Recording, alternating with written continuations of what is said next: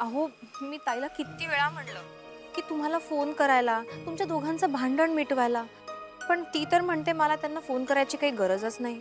नाही हो, नाही नाही, असं नाही म्हणणार त्या. जीजू, अहो तुम्हाला असं वाटतंय का की मी खोटं बोलतेय? तुमचा विश्वास नाहीये का माझ्यावर? तुम्हाला सांगितलं होतं बघा त्या मदनबद्दल, आणि त्यांच्यामध्ये तो पत्रव्यवहार चालू होता. ताईला तिचा बेस्ट फ्रेंडच मिळालाय आता बोलायला. त्यांची मैत्री अगदी शाळेपासूनची आहे. पण पुढे तो परदेशात शिकायला गेला. मग काय, त्यांचा पत्रव्यवहार सुरू झाला. आणि अहो, काय कोइन्सिडन्स आहे जीजू, आपण त्याच्याबद्दल बोललो आणि तो आला ना भारतात. जीजू, तो फक्त ताईसाठी भारतात परत आलाय.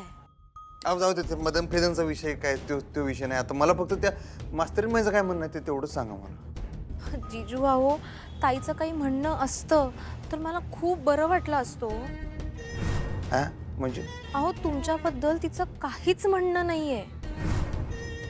तुमचा विषय जरी काढला ना तरी ती चिडचिड करून निघून जाते तिकडनं.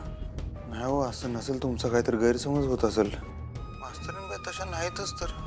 हा, जरा चिडतात, कवा कवा हटवादीपणा करतात, पण हे असं करणार नाही तू. जीजू, तुम्हाला जर माझं बोलणं खरं वाटत नसेल तर मी फोन ठेवून देते. काय, तुम्ही खूप चांगले आहात म्हणून मी तुम्हाला फोन केला. मला ना तुमचा त्रास बघवत नाही हो, म्हणून मी तुम्हाला अलर्ट करायला फोन केला. काय, पुढे जाऊन तुम्हाला धक्का नको बसायला ना, हे कारस्थान वगैरे सगळं. कसलं कारस्थान आणि कोण करते? जीजू, अहो आमचीच फॅमिली. कसं आहे, माझ्या आई बाबांना तुम्ही अजिबात आवडत नाही. हा ठीक आहे, ते माहिती आहे मला. मी काय आदर्श जावई बिवई नाही त्यांचा, मला माहिती आहे. म्हणूनच ते ताईला तुमच्या विरोधात काही बाई सांगतात, जेणेकरून ताईला तुमचा अजूनच राग येईल. आता तुम्हाला वाटत असेल की ही काय मुलगी आहे, स्वतःच्याच फॅमिली विरोधात सगळं सांगतेय, पण जे खरं आहे तेच सांगते हो तुम्हाला. जीजू, अहो मला खरंच तुमचा त्रास बघवत नाही हो, म्हणून मी तुम्हाला हे सगळं सांगायला फोन केला. पण प्लीज तुम्ही ह्या सगळ्यातलं ताईला किंवा माझ्या फॅमिलीला काही कळू देऊ नका. नाही, मी कशाला कोणाला काय सांगेन. जीजू प्लीज, तुम्ही स्वतःची काळजी घ्या. हा, आता तुम्ही एक काम करू शकताय काय? काय?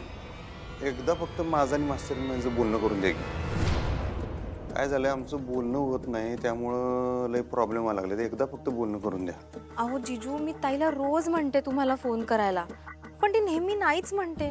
काय, तुम्ही तिला घराबाहेर काढलं ना, त्याचा राग आहे तिच्या मनात. मला म्हणत होती